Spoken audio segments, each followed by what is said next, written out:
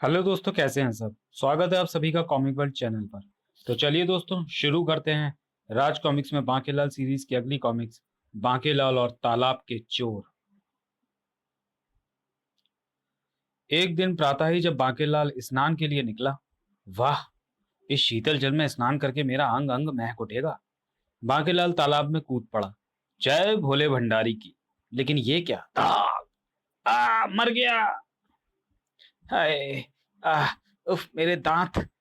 और आंखें खोलते ही बाकेलाल उछल पड़ा। है, ये क्या?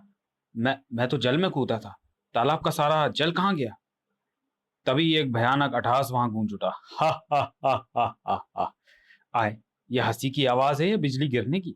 कौन है बे? किनारे की तरफ निगाह पड़ते ही वह चौंक पड़ा। ओ, तो इसी राक्षस ने तालाब का सारा जल पी लिया है। कमबख्त ने मेरी सारी हड्डियां भी हिला दी।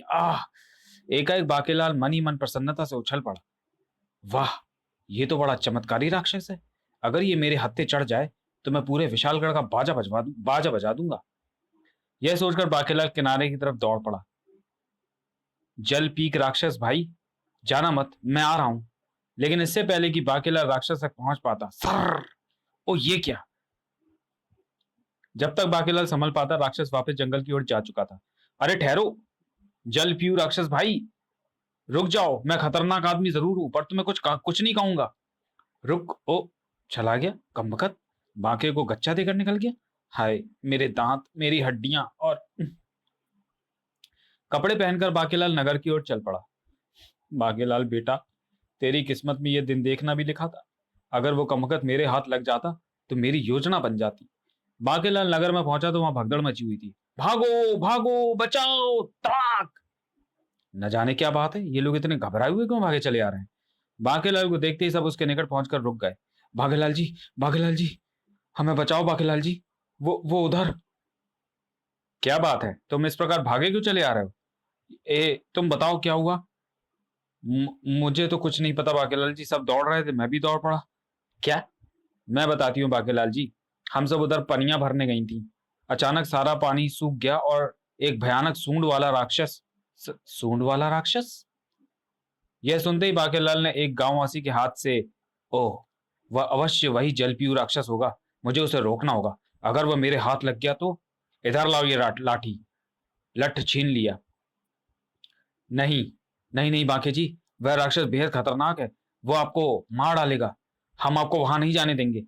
छोड़ दो मुझे मूर्खों, ओफ! नहीं नहीं, मत छोड़ना। हाँ हाँ, बांकेलाल जी को कुछ हो गया तो हम महाराज को क्या मुंह दिखाएंगे? अगले दिन दरबार में, महाराज, हमें उन राक्षसों से बचाइए। एक एक कर सभी जल स्रोत खाली होते चले जा रहे हैं। हमारे बीवी बच्चे प्यास से तड़प कर मर जाएंगे महाराज। विक्रम सिंह गंभीर हो गए। महामंत्री, महामंत्री जी, ये सब क्या हो रहा है? महाराज, मेरी तो कुछ भी समझ में नहीं आ रहा। वे राक्षस कहाँ से आते हैं और कहाँ चले जाते हैं, कुछ पता नहीं लग रहा। बाकेलाल, तुम इतनी बड़ी मुसीबत सुनकर भी खामोश खड़े हो।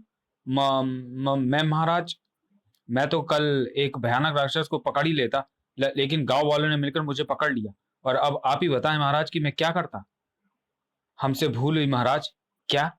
ओ, बाकेलाल, अब तुम्हें ही उस मुसीबत का हल ढूंढना है, और इस काम में जितने भी सैनिकों को धन की आवश्यकता हो तो महामंत्री से ले सकते हो।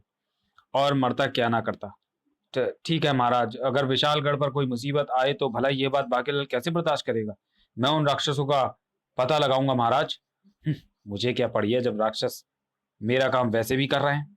वाह, बोलो बाकेलाल जी की जय। उस रात वह मारा पापड़ वाले को। अब बनी है बात। अगर इसी प्रकार सरोवर व जल स्रोत सूखते रहे तो वह शीघ्र ही नगर के सारे जल स्रोत समाप्त हो जाएंगे। लोग प्यास से तड़प तड़प कर मर जाएंगे। और तब बाकेलाल, तेरे दिन अब शीघ्र ही फिर जाएंगे। तभी बाकेलाल के मन में चेतावनी गूंजी। लेकिन बाकेलाल, अगर सभी जल स्रोत सूख गए तो फिर तू प्यास से कैसे बचेगा? ओ, ये तो मैंने सोचा ही नहीं। अरे मूर्ख, ये तो बड़ा आसान है। तू जाल का तू जल का इंतजाम पहले से ही कर ले। वो कैसे? किसी गुप्त व सुरक्षित स्थान पर कुआं खुदवा कर, जहां तेरे अलावा कोई दूसरा प्यासा ना पहुंच सके। वाह, बन गया काम। अगले दिन अगले दिन और सरोवरों व कुओं के सूख जाने का समाचार बाकेलाल को मिला। और महाराज, आप फिक्र ना करें, मैं तुरंत ही इस रहस्य की तह तक पहुंचने के लिए निकलता हूं। बाकेलाल, हमारी तो अकल ही काम नहीं कर रही। अब तो तुम्हारा ही सहारा है। उसी दिन, वाह, यह स्थान मेरे कार्य के लिए अति उत्तम रहेगा। इस गुफा में कुएं की खुदाई का किसी को कानो कान पता ना लगेगा, लेकिन कुआं खोदने के लिए मजदूरों का प्रबंध मुझे दूसरे राज्य से ही करना होगा। बांकेलाल की देखरेख में कुएं की खुदाई का कार्य आरंभ हो गया। वाह, अब जल्दी ही मैं किसी देश का राजा होऊंगा। ठाक ठाक। उधर सैनिक भी राक्षसों की खोज में मारे मारे फिर रहे थे। उफ, आज कितने दिन हो गए हमें उन राक्षसों की तलाश में भटकते हुए, लेकिन राक्षसों का मिलना तो दूर, उनकी परछाई भी हम नहीं पा सके। ऐसा लगता है मित्रों कि विशालगढ़ पर कोई भयानक विपत्ति आने वाली है। जल के बिना जीवन छिन्न भिन्न हो जाएगा। एक सैनिक चौंक पड़ा। अरे, ये तो हमारे बाकेलाल जी हैं, जो आजकल उन्हीं राक्षसों की तलाश में निकले हुए हैं। लेकिन ये अवश्य कोई रहस्य है। बाकेलाल जी के साथ ये मजदूर उस गुफा में से क्यों निकले हैं? चुपचाप देखते रहो। अब क्या करें? बाकेलाल जी को चले गए, पता नहीं उस गुफा में क्या होगा। क्यों ना वहां चलकर देखा जाए। ठीक है। सभी सैनिक फिर से घोड़े पर सवार हो गए, लेकिन इससे पहले कि वह एक कदम भी आगे बढ़ा पाते, ठहरो, वह देखो, सूंड राक्षस राक्षस तालाब का चोर। सैनिक जल्दी से घोड़ों से नीचे उतर आए। तालाब का चोर गुफा में घुस गया है। यही मौका है उसे घेरने का। चलो, वह बचकर ना जाने पाए। आ! यह तो उसी राक्षस के चीखने का स्वर लगता है। सैनिकों ने डरते डरते भीतर कदम रखा। सावधान, हम दुश्मन की मांद में हैं। इसी पल उनके नेत्र प्रसन्नता से फैल गए। अरे, तालाब का चोर उस गहरे गड्ढे में गिर पड़ा है। मुझे बाहर निकालो, मुझे बाहर निकाल लो। खत्म कर दो इस शैतान को। तीर, भाले, तलवार बरस पड़ी। बचाओ! सैनिकों में प्रसन्नता की लहर दौड़ गई। वाह, बाकेलाल जी ने क्या योजना बनाई थी इसे पकड़ने की। इसका मतलब बाकेलाल जी को पता था कि तालाब का एक चोर यहां रहता है।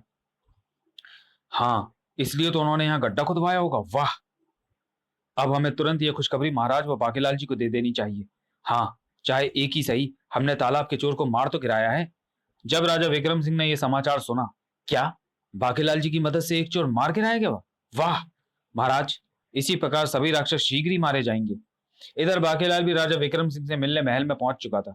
कुआं खुदवाने में बहुत खर्च हो रहा है, महाराज से बहाना बनाकर कुछ धन प्राप्त कर लूं। बाकेलाल, आओ आओ मेरे दुलारे बाकेलाल, मुझे पूरी उम्मीद थी कि तुम्हारे रहते विशालगढ़ पर कोई विपत्ति नहीं आ सकती। किंतु महाराज, हुआ क्या है? न जाने ये मुच्छड़ गज भर की मुस्कान लिए मेरी तरफ क्यों बढ़ रहा है। विक्रम सिंह ने उसे सूंड राक्षस के मरने की बात बता दी। क्या? ओ, तो मेरे कुएं में वो कमका सूंड राक्षस गिर पड़ा। उफ! हाँ बाकेलाल, बस इसी तरह एक एक करके सारे सूंड राक्षसों को तुम्हें समाप्त करना है, अन्यथा विशालगढ़ में घोर जल संकट उत्पन्न हो जाएगा। तभी बाकेलाल रोष भरे स्वर में बोला, मगर महाराज, मेरी योजना उसे मारने की नहीं थी, सिर्फ कैद करने की थी, ताकि कई दिन गड्ढे में उसे भूखा प्यासा रखने के बाद मैं उससे बाकी तालाब के चोरों का पता पूछ सकूं। लेकिन इन सैनिकों ने उसे मारकर मेरी योजना पर पानी फेर दिया। क्या? हमें क्षमा करें महाराज, हमें बाकेलाल जी की योजना का पता ना था। अगर आज के बाद फिर ऐसी भूल हुई तो हम तुम्हें 100 करोड़ का दंड देंगे। अब जाओ यहां से। बेचारे इनाम की आशा के लिए अब तक खड़े थे। अब आएगा ना मजा बांके की योजना की टांग तोड़ने का। पुरस्कार के स्थान पर दुत्कार, काश हम बाकीलाल की योजना समझ पाते। महाराज, अब नए सिरे से योजना बनानी होगी और उसके लिए अब और अधिक धन की आवश्यकता होगी। हाँ हाँ, क्यों नहीं। महामंत्री जी, बाकीलाल जी को जितना धन चाहिए उन्हें दे दो। जो आ गया महाराज। उधर नगर से बहुत दूर सून राष्ट्रकों की बस्ती में, क्या महाकपाल मारा गया? जी हाँ महाराज, और सुनने में आया है कि उसे मारने में बाकीलाल का हाथ है, जो बुद्धि में विशालगढ़ का सबसे कीमती हीरा समझा जाता है। तबाही, देवता का प्रकोप आरंभ हो गया है। अगर देवता का पवित्र हार जल्दी ही ना मिला तो हम सब एक एक करके मारे जाएंगे। जी महाराज। हट कपाल। हट कपाल को देखकर सून कपाल चौंक पड़ा। कुछ देर में हट कपाल ने राजा के पास पहुंचकर सारी कहानी सुनाई। तो मैं पूरा यकीन है कि देवता का हार किसी सरोवर में ही गिरा है। हाँ महाराज, मैंने उसी पक्षी रूपी जादूगरनी टुम्बा का लगातार पीछा किया था, जो हार चोच में दबाकर उड़ गई थी। हा हा हा, इस तिलिस्मी हार की बदौलत मैं बेहद शक्तिशाली बन जाऊंगी और फिर से उन राक्षसों पर विजय पाऊंगी। मुझे इस राक्षसी को मार गिराना होगा। फिर अब जैसे ही वह इस पत्थर के निकट से गुजरेगी, फिर जैसे ही जादूगरनी मेरे पास से गुजरी, मैंने उसके पांव पकड़ लिए। हा हा हा, अब तू मेरे हाथों से बच नहीं सकती दुष्टा। ओह धोखा। अगले ही क्षण जादूगरनी मुझे भी ले उड़ी। ओह, ये मेरे ऐसे मेरा पीछा नहीं छोड़ेगा, मुझे कुछ करना होगा। यह सोचते ही उसने उड़ते हुए मेरे आंखों पर अपनी जादुई शक्ति से प्रहार किया। आह दुष्टा, तूने मुझे अंधा कर दिया। विशालगढ़ के ऊपर से उड़कर जाती जादूगरनी की दृष्टि एक सरोवर पर पड़ी। इस सरोवर में हार को डाल देती हूँ, फिर इस सून राक्षस से पीछा छुड़ाकर सरोवर से हार निकाल लूंगी। आखिर जादूगरनी तुम्बा को नीचे उतरना पड़ा। नीचे उतरते ही वह असली रूप में आ गई। अब तू नहीं बचेगी, तूने मुझे अंधा किया है और देवता का पवित्र हार चोरी किया है। लेकिन तुम्हें देवता का वह हार कभी नहीं मिलेगा, क्योंकि मैंने उसे एक सरोवर में गिरा दिया है। और फिर दोनों में युद्ध आरंभ हो गया, लेकिन मैंने उसकी गर्दन मरोड़कर उसे मार डाला। आई महाराज, उसने मरने से पहले उस हार को सरोवर में गिराने की बात कही थी, और हम उस समय विशालगढ़ के ऊपर से गुजरे थे। ओह, इसका मतलब वह हार विशालगढ़ के किसी सरोवर में गिराया है। अगर वह हार शीघ्र ही ना मिला तो देवता का शाप हम सबको तबाह कर देगा। सेनापति विकराल, विशालगढ़ के सभी सरोवरों को सुखाकर उस हार की तलाश करो। किसी न किसी सरोवर में वह हार अवश्य मिलेगा। चलिए दोस्तों, वीडियो को यहीं समाप्त करते हैं और मिलते हैं बांकेलाल और ताराब के चोर के दूसरे और अंतिम भाग में अगले वीडियो में। तब तक के लिए धन्यवाद।